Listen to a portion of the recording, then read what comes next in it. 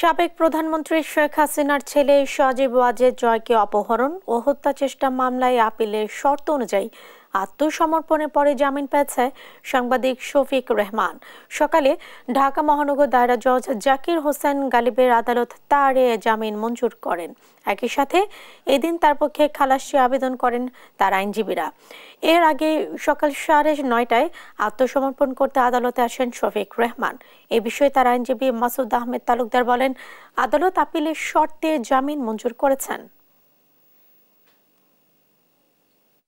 তথাকথিত একটা মামলায় যেটা নিউ ইয়র্কে ডিসমিস করা হয়েছে এবং নিউ ইয়র্কে বলে দেওয়া হয়েছে এই মামলায় শফিক রহমানের নাম যেন কোথাও না থাকে। আমি আপনাদের একটা চ্যালেঞ্জ দিচ্ছি, চ্যালেঞ্জ আপনারা খুঁজে বের করুন সজীব ওয়াজেদ জয় কিভাবে এবং কেন আমেরিকায় যেতে হয়েছিল তাকে।